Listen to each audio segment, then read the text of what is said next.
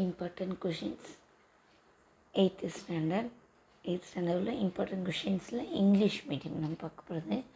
Last video Tamil மீடியத்துக்கு போட்டேன். இப்போ வந்து இங்கிலீஷ் மீடியத்துக்கு ஏன் தமிழில் நடத்துகிறீங்கன்னு கேட்காதீங்க. இதோடைய விளக்கம் என்னங்கிறது இதுக்கு முந்தின வீடியோஸில் இருக்குது. தேவைப்படுவங்க பார்த்துக்கோங்க. நம்ம ஏற்கனவே 5 மார்க்ஸ் போட்டிருக்கோம், ஜாமெண்ட்ரி போட்டிருக்கோம், கிராஃப் இனிமேல் வர வீடியோவில் போட போகிறோம். எல்லாத்தையுமே ஒரு ப்ளேலிஸ்ட்டை ரெடி பண்ணி அந்த ப்ளேலிஸ்ட் லிங்க்கு நான் டிஸ்கிரிப்ஷனில் கொடுத்துருக்கேன். தேவைப்படுறவங்க யூஸ் பண்ணிக்கோங்க. வேறு யாருக்கு தேவைப்படுமோ அவங்களுக்கு ஷேர் பண்ணி அவங்களையும் யூஸ்ஃபுல்லாக அவங்களுக்கு யூஸ் ஆகும் பார்த்துக்க சொல்லுங்கள். ஓகேவா? இது வந்து ஆவரேஜ் ஸ்டூடெண்ட்ஸ் தான் மெயினாக கான்சன்ட்ரேட் பண்ணுறது. ஆவரேஜ் ஸ்டூடெண்ட் தான் 50 to 70 மார்க்ஸ் எடுக்கிறதுங்கிறது ரொம்ப ரொம்ப ரொம்ப ரொம்ப ஈஸியான ஒரு விஷயந்தான். அதை நம்ம வந்து டஃப் பண்ணிக்கலாம் வேணாம். ஸோ 50 to 70 மார்க்ஸுங்கிறது ரொம்ப ஈஸி. அதை எடுக்கிறதுக்கான சில ட்ரிக்ஸ் யூஸ் பண்ணி நம்ம எடுத்தால் போதும், கண்டிப்பாக நம்மளால் 50 to 70 மார்க்ஸ் எடுக்க முடியும். அது அந்த மாதிரி முக்கிய இம்பார்ட்டன்ட் சம்ஸும் தான் நான் ப்ளேலிஸ்ட்டில் கொடுத்துருக்கேன். தேவைப்படுங்க யூஸ் பண்ணிக்கோங்க. நான் இனிமேல் ஒரு வீடியோவில் கிராஃப்ஸும் வர இருக்குது. இன்னும் கிராஃப் மட்டும் போடல. ஸோ கிராஃப்ஸும் வர இருக்குது. சேனலை சப்ஸ்கிரைப் பண்ணிக்கோங்க. பெல் ஐக்கானை கிளிக் பண்ணி ஆளுங்கிற ஆப்ஷனை செலக்ட் பண்ணிக்கோங்க. ஏற்கனவே நம்ம 5 மார்க்ஸ் ஜாமெண்ட்ரிலாம் பார்த்துட்டோன்னு சொன்னேன்ல. இப்போ 2 மார்க்ஸ். அதில் first question, subtract 9/17 from -12/17. Solution போட்டு எப்போவுமே கொஷின் எழுதணும். பட் இங்கே வந்து ஃப்ரம்னு இருக்குது. நம்ம அதெல்லாம் பார்க்காம ஃப்ரம்னா அதாவது இதை போட்டு ஃப்ரம் இதுலேருந்து இதை மைனஸ் பண்ண சொல்லியிருக்கு. இப்போ -12/17 ஃப்ரம்னா அதான் இது, அதாவது இதுலேருந்து இதை கழிங்க. ஸோ ஃபஸ்ட்டு இதை தான் போடணும். மைனஸ் சப்ராக்ஷன்னா மைனஸ் இந்த 9/17. ஓகேவா? சொல்யூஷன் போட்டு இது எழுதிடணும். மெயினாக இதை தான் எழுதணும். ரொம்ப ரொம்ப ஈஸி. 2 மார்க்ஸ்க்கு ரொம்ப ரொம்ப ஈஸி. பாயில் பார்த்திங்கன்னா ரெண்டுமே 17 இருக்கா. ஸோ ஒரே பையன் மாற்றிக்கலாம். -12 -9 பார்த்திங்கன்னா ரெண்டுமே மைனஸ் இருக்குது.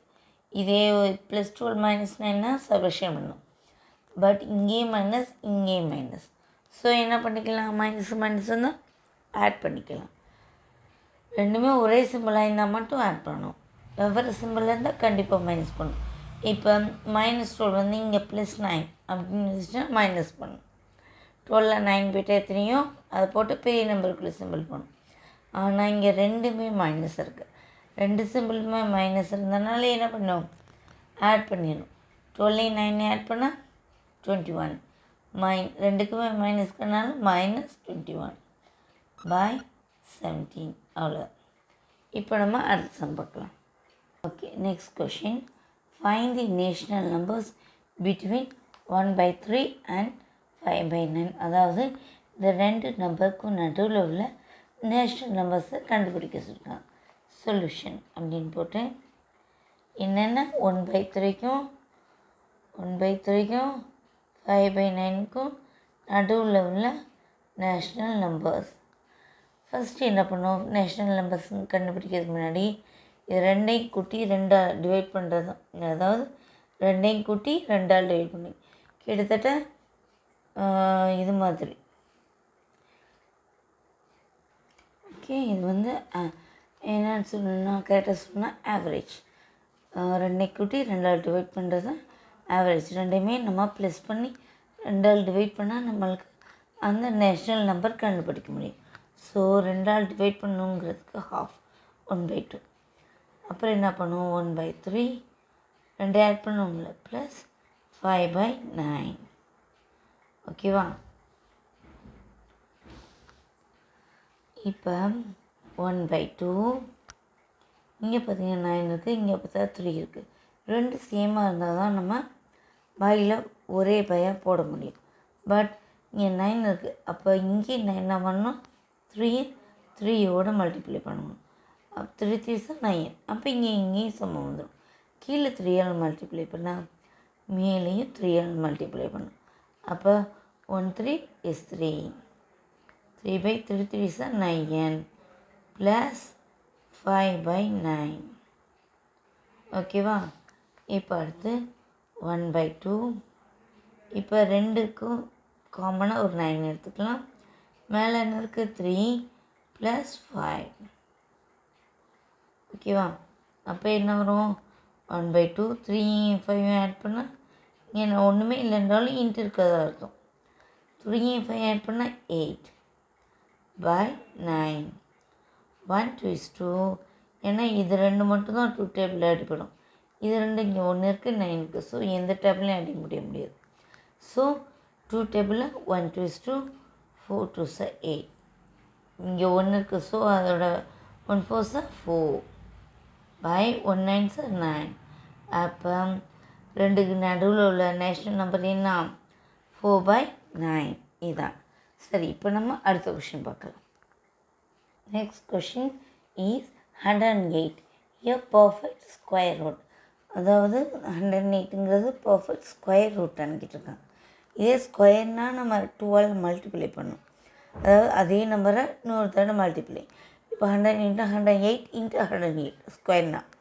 பட் இங்கே என்ன கேட்டிருக்கு? ஸ்கொயர் ரூட் அப்படின்னு கேட்டிருக்காங்க.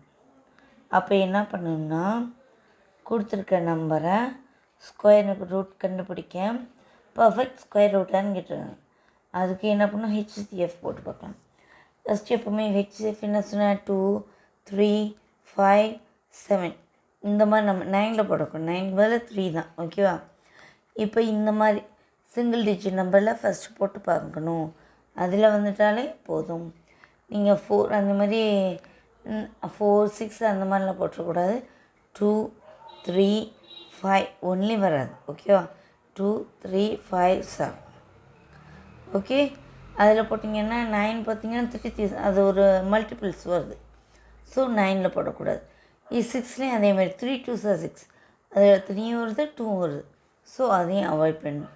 ஸோ இந்த மாதிரி 2 3 ப்ரைம் நம்பர்ஸ் 2 3 5 7 அதை மெயினாக வச்சுக்கணும். ரொம்ப ரேராக தான் 11 13 17 ரொம்ப ரேராக தான் வரும். ஆனால் மெயின் இந்த 4 நம்பர்ஸ்லேயே வந்துடும். ஸோ இந்த 4 நம்பர்ஸ்லேயே நீங்கள் ஸ்கொயர் ரூட் போட்டுதாங்க. இந்த மாதிரி சின்ன சின்னதாக அப்பப்போ நான் டிப்ஸு சொல்லுவேன். ஸோ வீடியோஸை ஃபுல்லாக பார்த்தீங்கன்னா தான் உங்களுக்கு புரியும். திடீர்னு பார்த்தீங்கன்னா உங்களுக்கு இடையில நான் சொல்கிற டிப்ஸ் உங்களுக்கு புரியாது. அதனால் நீங்கள் வீடியோ ஃபுல்லாக பாருங்கள். வேறு யாரும் ஸ்கிப் பண்ணி பார்த்தாலும் ஃபுல்லாக பாரு. அப்போ தான் அவங்க சொல்கிறது புரியும்னு சொல்லி புரியுங்க. ஏன்னா ஆவரேஜ் ஸ்டூடெண்ட்ஸுக்கு திடீர்னு ஒரு நம்பர் வந்துச்சுன்னா ஏன் வந்துச்சுன்னு தெரியாது. ஸோ அவங்களுக்கு அதனால தான் நான் ஒவ்வொரு சமயம் ஸ்டெப் பை ஸ்டெப்பாக சொல்கிறேன். ஏன்னா அவங்களுக்கு புரியணும் அப்படிங்கிறதுனால தான். ஓகே, நான் என்ன சொன்னேன்? ஸ்கொயர் ரூட் 2 2 3 5 7 இந்த ப்ரைம் நம்பர்ஸ் மட்டும்தான் வரும். ரொம்ப ரேராக தான் 11 13 17 வரும். நமக்கு அதெல்லாம் தேவையில்லை. இப்போ 8 வந்திருக்கா? 8 வந்துட்டாலே 2ஆல் போடலாம். 2 4 6 8 0 இது எல்லாமே 2ஆல் நம்மளால் போட முடியும். ஸோ 2ஆல் போடுறோம். 1 எடுக்கிறோம். 1 2 விட சின்னதாக இருக்குது. ஸோ 10 எடுக்கிறோம். 5 2 10. அடுத்து என்ன இருக்குது? 8 4 2 8. இப்போ 4 வந்துருக்கா? மறுபடியும் 2 டேபிளில் போடலாம். 5 வர வரை 2 டேபிள்ஸ் 1 2 2 2 2 4 3 2 6 6ங்கிறது 5 விட அதிகம். ஸோ 2 2 4 பேலன்ஸ் 4ல் 5ல் 4 போயிட்டா பேலன்ஸ் 1. இப்போ 14 வரும். 2 டேபிள்ஸ் என்ன வரும்? 7. ஓகேவா? இப்போ 7 2 டேபிளாக வராது. அதே சமயம் 27 3 டேபிள் வரும். ஸோ 3ன்னு போடலாம். 9 3 27. 9 வந்திருக்கா? மறுபடியும் 3 டேபிளில் போடணும். 3 3 9. மறுபடியும் 3ஆல் போட்டால் லாஸ்ட்டு ஆன்சர் 1 வர வரை போடலாம். ஓகேவா? இப்போ ஹெச்சிஎஃப் என்னென்ன? அதாவது 108ஓட ஹெச்சிஎஃப் என்னென்ன? 2 × 2 × 3 × 3 × 3 எப்படி போடலாம்? 2 2 ஸ்கொயர்னு போடலாம். ஓகேவா? 3 3 ஸ்கொயர்னு போடலாம். இந்த ஒரு 3 மட்டும் மிச்சம் இருக்குது. சரியா? இதே இன்னொரு 3 தான் ஸ்கொயர் பண்ணலாம். ஆனால் ஸ்கொயர் போட முடியாத அளவுக்கு ஒன்று தனியாக இருக்குது. ஸோ இந்த மாதிரி தனியாக இருந்துட்டாலே அது ஸ்கொயர் ரூட் இல்லை.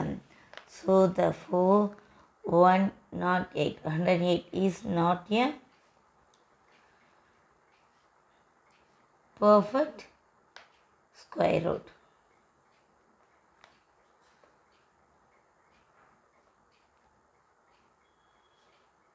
ஓகேவா? இப்போ அடுத்த கொஷின் பார்க்கலாம். Find the cube root of 27,000. அதாவது 27,000ஓட கியூப் ரூட் கண்டுபிடிக்க சொல்லியிருக்காங்க. சொல்யூஷன் அப்படின்னு போட்டு இப்போ ஸ்கொயர் ரூட்டுக்கு எப்படியோ அதே மாதிரி தான் கியூப் ரூட்டுக்கும் நம்ம என்ன பண்ணலாம்? கியூப் ரூட்டுக்கும் HCF தான் போட்டு கண்டுபிடிக்கணும். 27,000 நீ என்ன சொன்னேன்? நீங்கள் வந்து 10 போடாதீங்க, 2 3 5 7 இதை தான் போடுங்கன்னு சொன்னேன். பட் இங்கே பெரிய நம்பராக இருக்குது. 27,000 பெரிய நம்பராக இருக்குது. ஒரு 0 தான் போட வேண்டாம். இங்கே எத்தனை 0க்கு? 3 0 இருக்குது. ஸோ என்னாகும்? 3 0 இருந்தாலே நம்ம 10 போகலாம். ஏன்னா நம்ம கியூப் ரூட் தானே கண்டுபிடிக்க போகிறோம். ஸோ 10 போகிறோம். இதுக்கு மட்டும்தான் ஆப்ஷன்.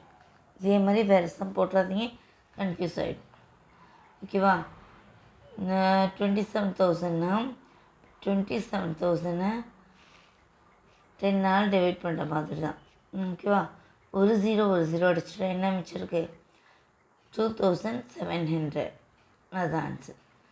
மறுபடியும் 10 ஏன்னா இங்கே 2 0க்கு. ஸோ மறுபடி போகிறோம். 2,700 10 மறுபடியும் ஒரு 0 அடிச்சுட்டா என்ன மிச்சிருக்கு? 270. மறுபடியும் 10 நீ ஆல்ரெடி போட்டுரும் 2 10 அப்படிங்கிறனால 3வது 10 போகிறோம். 270 அதை 10 டிவைட் பண்ணால் 0 கேன்சல். அப்போ 27 மட்டும்தான் இருக்கும். அப்புறம் இப்போ 27 எந்த டேபிளில் வரும்? ஏற்கனவே பார்த்தோம்ல 3 டேபிளில் தான் வரும். 9 3s 27. மறுபடியும் 3 டேபிளில் 9 போகலாம். 3 3s 9. இப்போ 27,000க்கு என்ன ஆன்சர்ஸ் வந்துச்சு? வேணால் இங்கே கீழே 1 இருக்க வரையும் போடலாம். புரியலை அப்படின்னா போடலாம். பட் சரி போட்டுக்கோங்க, இப்போ தான் உங்களுக்கு கன்ஃபியூஸ் ஆகாது. இப்போ 10 × 10 × 10 × 3 × 3 × 3 சரியா? இப்போ 10 பவர் 3 போடலாம். 3 தடவை 10 வந்திருக்கு. ஸோ 10 பவர் 3 × 3 பவர் இது 3 என்ன 3 தடவை வந்திருக்கா? 3 பவர் 3. ஓகேவா? கியூப் ரூட்னால் என்ன பண்ணோம்னா இப்படி போட்டு தான் போட முடியும். ஓகேவா? கியூப் ரூட்னால் இப்படி போட்டு தான் போட முடியும். இதான் இதுக்கு பேர் தான் கியூப் ரூட்.